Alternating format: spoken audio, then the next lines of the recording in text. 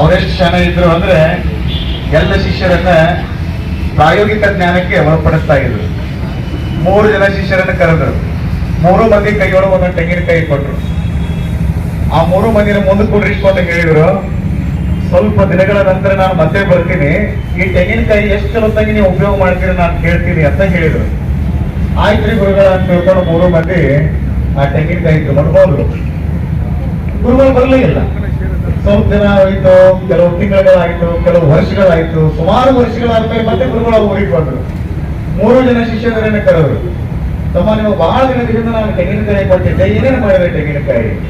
ಮೊದಲನೇ ಶಿಷ್ಯ ಬಾರಪ್ಪ ಅಂತ ಕರೆದ್ರು. ನೀ ಏನ್ ಮಾಡಿದೆಪ್ಪ ತೆಂಗಿನಕಾಯಿ? ಅಪ್ಪಗಳು ಬಹಳ ಚಲೋತ್ತಾಗಿ ಉಪಯೋಗ ಮಾಡಿ ಅಂತ ತಿಳ್ಕೊಂಡು ಹೇಳಿದ್ರಿ. ಮನ್ಯಾಗ ಇಡ್ಲಿ ಮಾಡಿದ್ರಿ, ಅದ್ರ ಜೊತೆ ಚಟ್ನಿ ಮಾಡಿ ತಿಂದೀವ್ರಿ ಅಂತ ಮೊದಲನೇ ಶಿಷ್ಯ. 2ನೇ ಶಿಷ್ಯ ಕರೆದ್ರು. ನೀ ಏನ್ ಮಾಡಿದೆಪ್ಪ ಅಂತ ಕೇಳಿದ್ರು. ಅಪ್ಪ ಅವ್ರು ನೀವು ಕೊಟ್ಟಿರೋ ತೆಂಗಿನಕಾಯಿ ಅದ್ ಹೆಂಗೆ ಚಟ್ನಿ ಮಾಡಿ ತಿನ್ನಾಕ್ ಬರ್ತದ್ರಿ? ನಾನು ಅದನ್ನ ಚಟ್ನಿ ಮಾಡಿ ತಿಂದಿಲ್ಲ, ನಮ್ಮ ಮನೆ ಒಳಗೆ ಜಗಲಿ ಮಾಡಿಟ್ಟು ಪೂಜೆ ಮಾಡಕತ್ತೀನಿ ಅಂತ. ಬರೋಬರ್ ಬಿಡಪ್ಪ. 3ನೇ ಅವ್ನು ಕರೆದ್ರು. ನೀ ಏನ್ ಮಾಡಿಯಪ್ಪ ಅಂತ ಕೇಳಿ. ಅಪ್ಪ ಅವ್ರ ನಾ ಏನ್ ಮಾಡೀನಿ ಅಂತ ನಿಮ್ಗೆ ಹೇಳ್ಬೇಕು ಅಂದ್ರೆ ನೀವು ನನ್ನ ಜೊತೆಗೆ ಬರಬೇಕು ಅಂತ ಹೇಳಿ. ನಡಿಯಪ್ಪ ಬರ್ತಿದ್ದೆ ಅಂತ ಗುರುಗಳು ಆ ಶಿಷ್ಯನನ್ನು ಕರ್ಕೊಂಡು ಹೋದ್ರು. ಎಲ್ಲಿಗೆ ಹೋದ್ರು ಅಂದ್ರೆ, ಆ ಶಿಷ್ಯ ಎಲ್ಲಿ ಕರ್ಕೊಂಡು ಹೋದ ಅಂದ್ರೆ, ಅವ ಒಂದು ವನನ ತಯಾರು ಮಾಡಿಬಿಟ್ಟಿದ್ದ. ಅದೇ ಒಂದು ತೆಂಗಿನಕಾಯಿ ಇಟ್ಕೊಂಡು ಒಂದು ವನನ ತಯಾರು ಮಾಡಿಬಿಟ್ಟಿದ್ದ ಅವನು. ಅವಾಗ ಗುರುಗಳು ಕರೆದು ಎಲ್ಲರನ್ನು ಅಲ್ಲಿ ಎಲ್ಲಾರು ಜನ ಎಲ್ಲ ಸೇರಿಬಿಟ್ರು. ನಾ ಚಲೋತ್ತಾಗಿ ಉಪಯೋಗ ಮಾಡಂದಿದ್ದಕ್ಕ ಒಬ್ಬವ ಚಟ್ನಿ ಮಾಡಿದ, ಒಬ್ಬವ ಗದಿಗೆ ಮೇಲೆ ಪೂಜೆ ಮಾಡಿದ, ಇನ್ನೊಬ್ಬ ಚಲೋ ಶಿಷ್ಯ ಏನ್ ಮಾಡಿದ ಅಂದ್ರೆ ಒಂದು ಸುಂದರವಾದ ವನವನ್ನೇ ನಿರ್ಮಾಣ ಮಾಡಿದ. ನನ್ನ ನಿಜವಾದ ಶಿಷ್ಯ ಯಾರು ಅಂದ್ರೆ, ಸುಂದರವಾದ ವನವನ್ನು ಏನು ನಿರ್ಮಾಣ ಮಾಡ್ಯಾನಲ್ಲ ಅವ ನನ್ನ ನಿಜವಾದ ಶಿಷ್ಯ ಅಂತ ಗುರುಗಳು ಹೇಳಿ. ಇವತ್ತು ನಾನು ಯಾಕೆ ಈ ಮಾತನ್ನ ಹೇಳಿದೆ ಅಂದ್ರೆ, ಈ ಬ್ಯಾಂಕಿಂಗ್ ಸೆಕ್ಟರ್ ಅಂತ ನಾವೇನು ಕರಿತೀವಲ್ಲ, ಇದನ್ನ ನಾವು ಹೆಂಗ ಉಪಯೋಗ ಮಾಡ್ಕೊಳ್ಬೇಕು ಅಂದ್ರೆ, ಒಂದರಿಂದ ಮತ್ತೊಂದು ಕಡೆಗೆ ಹೋಗಿ ಸಮಾಜದೊಳಗಿರುವಂತಹ ಕಟ್ಟ ಕಡೆಯ ವ್ಯಕ್ತಿಗಳು ಕೂಡ ಸಾಮಾಜಿಕ ಭದ್ರತೆಯನ್ನು ಕೊಡಬೇಕು, ಆರ್ಥಿಕ ಭದ್ರತೆಯನ್ನು ಕೊಡಬೇಕು. ಆ ಹಿನ್ನೆಲೆಯಲ್ಲಿ ಇವತ್ತು ಜಮಖಂಡಿ ಅರ್ಬನ್ ಕೋಆಪರೇಟಿವ್ ಬ್ಯಾಂಕಿನವರು ಬಹಳ ಒಳ್ಳೆ ಕೆಲಸ ಮಾಡ್ತಾರೆ ಅನ್ನುವಂಥದ್ದಕ್ಕೆ ನನಗೆ ಬಹಳ ಖುಷಿ ಆಯಿತು. ನಮ್ಮ ಸಾಹುಕಾರ ಅವರು ಹೇಳಿದ ಹಾಗೆ ಈ ಬ್ಯಾಂಕಿಂಗ್ ಸೆಕ್ಟರ್ ನಲ್ಲಿ ಪ್ರಾಮಾಣಿಕತೆ ಅನ್ನುವಂಥದ್ದು ಬಹಳ ಮುಖ್ಯ. ಪ್ರಾಮಾಣಿಕತೆ ಇಲ್ಲ ಅಂದ್ರೆ ಏನೂ ಇರೋದಿಲ್ಲ. ಅಂತ ಒಂದು ಅದ್ಭುತವಾಗಿರುವಂತಹ ಪ್ರಾಮಾಣಿಕತೆಯನ್ನ ಯಂಗ್ ಅಂಡ್ ಎನರ್ಜೆಟಿಕ್ ಆಗಿರುವಂತ ಯುವ ಲೀಡರ್ ಆಗಿರುವಂತ ನಮ್ಮ ರಾಹುಲ್ ಕಲುತಿ ಅವರಲ್ಲಿ ನಾವು ನೋಡ್ಬೋದು.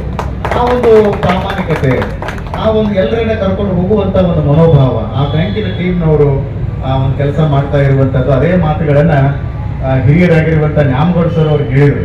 ಏನ್ ಹೇಳಿದ್ರು ಅಂದ್ರೆ, ನಾವೆಲ್ಲ ಯಂಗ್ ಬ್ಲಡ್ಗೆ ಅವಕಾಶ ಕೊಡಬೇಕು ಅನ್ನುವಂತ ಮಾತನ್ನ ಹೇಳಿದ್ರು. ಅದು ಬಹಳ ಮುಖ್ಯವಾಗಿರುವಂತದ್ದು. ಆ ಹಿನ್ನೆಲೆಯಲ್ಲಿ ಈ ಬ್ಯಾಂಕಿನ ಎಲ್ಲ ಸದಸ್ಯರನ್ನ ನಾನು ಹೃದಯ ತುಂಬಿ ಅಭಿನಂದಿಸ್ತೇನೆ. ಇದು ಉತ್ತರೋತ್ತರವಾಗಿ ಬೆಳೀಲಿ. ಪ್ರಾಮಾಣಿಕತೆ ಅನ್ನುವಂತಹ ಮೂಲ ದ್ರವ್ಯವನ್ನು ಇಟ್ಕೊಂಡು ಒಬ್ಬ ರಾಜ ಬಹಳ ಚಲೋ ಒಂದು ಸಾಮ್ರಾಜ್ಯವನ್ನು ಕಟ್ಟಿದ್ದ, ಅದರ ಮಕ್ಕಳು ಇರಲಿಲ್ಲ ಅವನಿಗೆ. ಅವ ಏನು ಮಾಡಿದ ಅಂದ್ರೆ, ನಾನು ಮಕ್ಕಳೆಲ್ಲ ಈ ರಾಜ್ಯದ ರಾಜ್ಯಭಾರವನ್ನು ಯಾರಿಗೆ ಕೊಡೋದು ಅಂತ ತಿಳ್ಕೊಂಡು ವಿಚಾರ ಮಾಡ್ತಿದ್ದ. ಒಂದ್ಸರಿ ಎಲ್ಲರನ್ನು ಕರೆದ, ಎಲ್ಲರೂ ಬರ್ರಿ ಅಂತ ತಿಳ್ಕೊಂಡು ಹೇಳಿದ್ರು. ಎಲ್ಲಾ ಮಂದಿ ಬಂದ್ರು. ನಾನು ನನ್ನ ರಾಜ್ಯದ ರಾಜ್ಯಭಾರವನ್ನು ಯಾರಿಗೆ ಕೊಡ್ಬೇಕಂತ ಮಾಡೀನಿ ಅಂದ್ರೆ, ನಿಮ್ಗೆ ಎಲ್ಲರ ಕೈಯೊಳಗೂ ಒಂದು ಹೂವಿನ ಕುಂಡವನ್ನು ಕೊಡ್ತೀನಿ, ಅದ್ರಾಗ ಆಗ್ಲೇ ನಾನು ಬೀಜ ಇಟ್ಟೀನಿ, ಯಾರು ಚಲೋತ್ತಾಗಿ ಬೆಳೆಸ್ಕೊಂಡು ಬರ್ತೀರಲ್ಲ ಅವ್ರಿಗೆ ಈ ರಾಜ್ಯದ ರಾಜ್ಯಭಾರ ಕೊಡ್ತೀನಿ ಅಂತ ಹೇಳಿ ಎಲ್ಲರೂ ಆ ಹೂವಿನ ಕುಂಡಗಳನ್ನು ತೆಗೆದುಕೊಂಡು ಹೋದ್ರು. ಒಬ್ಬ ಬಡವನು ಬಂದಿದ್ದ, ಅವನು ಹೂವಿನ ಕುಂಡ ತಗೊಂಡು ಹೋದ. 1 ವರ್ಷ ಆದ್ಮೇಲೆ ರಾಜ ಮತ್ತೆ ಕರೆದವ್ರನ್ನ, ಎಲ್ಲರೂ ಬರೀಪ ಹೂವಿನ ಕುಂಡಗಳನ್ನು ತೆಗೆದುಕೊಂಡು ಯಾರು ಚಲೋತ್ತಾಗಿ ಬೆಳೆಸಿದ್ರು ನೋಡೋಣ ಅಂತ ಹೇಳಿ. ಎಲ್ಲರೂ ಬಹಳ ಚೆಂದ ಬೆಳೆಸಿದ್ರು. ಆದ್ರೆ ನಾವೇನು ಬಡವ ಇದ್ದಲ್ಲ, ನಾವು ಬೆಳೆಸಿರ್ಲೇ ಇಲ್ಲ, ಅದು ನಾಟಿರಲೇ ಇಲ್ಲ. ಎಲ್ಲರೂ ನೋಡಿದ್ರು, ಎಲ್ಲ ರಾಜ ಹಿಂಗೆಲ್ಲ ನೋಡಿದ ಮೇಲೆ ಯಾರಿಗೆ ನಾ ಈ ರಾಜ್ಯಭಾರ ಕೊಡ್ತೀನಿ ಅಂದ್ರೆ, ಆ ಹೂವಿನ ಕುಂಡದೊಳಗೆ ಏನು ಹೂವಿನ ಗಿಡನ ನಾಟಿರ್ಲಿಲ್ಲ, ಅವನಿಗೆ ಕೊಡ್ತೀನಿ ಅಂತ ಹೇಳಿದ್ರು ರಾಜ.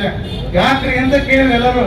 ಅಲ್ಲಪ್ಪ, ನಿಮಗೆ ನಾವು ಹೂವಿನ ಕುಂಡಗಳನ್ನು ಬೆಳೆಸ್ಕೊಂಡು ಬರ್ರಿ ಅಂತ ತಿಳ್ಕೊಂಡು ಬೀಜ ನೆಟ್ಟು ನಾ ಏನು ಕೊಟ್ಟಿದ್ನಲ್ಲ, ಅದರೊಳಗೆ ನಾನು ಹುರಿದ ಬೀಜಗಳನ್ನು ಬಿತ್ತಿದ್ದೆ. ಯಾರಲ್ಲಿ ನಾನು ಸರಿಯಾದ ಬೀಜವನ್ನು ಬಿತ್ತಲಾರು ನಾನು ಕೊಟ್ಟಿರಲೇ ಇಲ್ಲ, ಹುರಿದ ಬೀಜಗಳನ್ನು ಬಿತ್ತಿದ್ದೆ. ಎಲ್ಲರೂ ನೀವ್ ಏನ್ ಮಾಡಿಬಿಟ್ರಿ ಅಂದ್ರೆ, ರಾಜ್ಯವನ್ನು ತೆಗೆದುಕೊಳ್ಬೇಕು ಅಂತ ತಿಳ್ಕೊಂಡು ಬೇರೆ ಹೂವಿನ ಗಿಡವನ್ನು ನೆಟ್ಕೊಂಡು ನೀವೆಲ್ಲ ತಗೊಂಡು ಬಂದಿರಿ. ಅವ ಪ್ರಾಮಾಣಿಕವಾಗಿ ಹಂಗಾವನ್ನ ಅವನಿಗೆ ಕೊಡ್ತೀನಿ ಅಂತ ಹೇಳಿ. ಇದರ ಅರ್ಥ ಏನು? ಪ್ರಾಮಾಣಿಕತೆ ಅನ್ನುವಂಥದ್ದು ಬಹಳ ಮುಖ್ಯ ಆಗ್ತದೆ ಈ ಬ್ಯಾಂಕಿಂಗ್ ಸೆಕ್ಟರ್ ಅಲ್ಲಿ ಅಂತೂ. ಅದೇ ಮೂಲ ದ್ರವ್ಯ. ಹೀಗಾಗಿ ನಮ್ಮ ರಾಹುಲ್ ಅವರು ಬಹಳ ಶ್ರದ್ಧಾಭಕ್ತಿ ಇಟ್ಕೊಂಡು, ಹಿರಿಯರ ಮೇಲೆ ಗೌರವವನ್ನು ಇಟ್ಟುಕೊಂಡು ಒಂದು ದೊಡ್ಡ ಸಂಸ್ಥೆಯ ಚುಕ್ಕಾಣಿಯನ್ನು ಅವರು ಹಿಡಿದಿದ್ದಾರೆ. ಅವರೆಲ್ಲ ಆಡಳಿತ ಮಂಡಳಿ ಸದಸ್ಯರನ್ನು ನಾನು ಹೃದಯ ತುಂಬಿ ಅಭಿನಂದಿಸ್ತೇನೆ. ಆ ಹಿನ್ನೆಲೆಯಲ್ಲಿ ಈಗ ದುಡ್ಡನ್ನು ನಾವು ದುಡಿಸ್ಬೇಕು. ಇಡೀ ಜಗತ್ತಿನಾದ್ಯಂತ ನೀವು ನೋಡಿಬಿಟ್ರಿ ಅಂದ್ರೆ, ಈಗ ಭಾರತ ಬಹಳ ಫಾಸ್ಟ್ ಅಲ್ಲಿ ಮುಂದುವರಿತಾ ಇದೆ. ಇವತ್ತು GDP ವ್ಯವಸ್ಥೆ ಅನ್ನುವಂಥದ್ದು ಇವತ್ತು ವಿಶ್ವದ ದೊಡ್ಡಣ್ಣ ಅನ್ನುವಂಥ ಅಮೆರಿಕಕ್ಕೂ ಕೂಡ ಟಕ್ಕರ್ ಕೊಡುವಷ್ಟರ ಮಟ್ಟಿಗೆ ಇವತ್ತು ಭಾರತ ಬೆಳೀತಾ ಇದೆ. ಇದಕ್ಕೆ ಕಾರಣಗಳು ಬಹಳ ಅದಾವ. ಈ ಬ್ಯಾಂಕಿಂಗ್ ಸೆಕ್ಟರ್ ಅನ್ನುವಂಥದ್ದು ಏನೈತಲ್ಲ ಅದು ಬಹಳ ದೊಡ್ಡದಾಗಿರುವಂತಹ ಒಂದು ಪಾತ್ರವನ್ನು ವಹಿಸ್ತಾ ಇರೋದ್ರಿಂದ ಆ ಹಿನ್ನೆಲೆಯಲ್ಲಿ ನಾನು ಮೊನ್ನೆ ಈ ಬ್ಯಾಂಕಿಂಗ್ ಸೆಕ್ಟರ್ ಬಗ್ಗೆ ಓದುವಾಗೆಲ್ಲ ಈ ಬಾಂಗ್ಲಾದೇಶದಲ್ಲಿರುವಂತ ಗ್ರಾಮೀಣ ಬ್ಯಾಂಕ್ ಬಗ್ಗೆ ಓದ್ತಿದ್ದೆ ನಾನು. ಅಲ್ಲಿ ಮೊಹಮ್ಮದ್ ಯೂನುಸ್ ಅನ್ನುವಂಥವ್ರು ಈಗ ಅವ್ರ ಅಧ್ಯಕ್ಷರಾದ ಬಾಂಗ್ಲಾದೇಶದ ಅಧ್ಯಕ್ಷರಾದ ಈಗ ಮೊಹಮ್ಮದ್ ಯೂನುಸ್ ಅನ್ನೋರು ಅವರು ಗ್ರಾಮೀಣ ಬ್ಯಾಂಕ್ ಅನ್ನುವಂಥದ್ದನ್ನ ಸ್ಥಾಪನೆ ಮಾಡಿದ್ರು. ಎಷ್ಟರ ಮಟ್ಟಿಗೆ ಅವರು ಸ್ಥಾಪನೆ ಮಾಡಿದ್ರು ಅಂದ್ರೆ ಎಲ್ಲರಿಗೂ ಒಳ್ಳೇದಾಗ್ಲಿ ಅಂತ ತಿಳ್ಕೊಂಡು ಕೆಲಸ ಶುರು ಮಾಡಿದ್ರು. ಇವತ್ತು ಗ್ರಾಮೀಣ ಬ್ಯಾಂಕ್ ಮತ್ತು ಮೊಹಮ್ಮದ್ ಯೂನುಸ್ ಅವರಿಗೆ ನೊಬೆಲ್ ಪಾರಿತೋಷಿಕ ಕೊಟ್ಟರು. ನಾನು ಅದನ್ನೇ ಹೇಳೋರು, ಏನೀಗ ಈ ಜಮಖಂಡಿ ಕೋಆಪರೇಟಿವ್ ಬ್ಯಾಂಕ್ ಅನ್ನುವಂಥದ್ದು ಏನೈತಲ್ಲ ಮುಂದೊಂದು ದಿನ ಇದು ನೊಬೆಲ್ ಪಾರಿತೋಷಿಕ ತೆಗೆದುಕೊಳ್ಳುವಂಗ ಆಗಲಿ ಅಂತ ನಾನು ಕನಸು ಕಾಣೋದೈತಿ ಅಂದ್ರೆ ದೊಡ್ಡದೇ ಕಾಣೋದಿರೋದು, ಸಣ್ಣದ ಕಾಣೋದಿಲ್ಲ.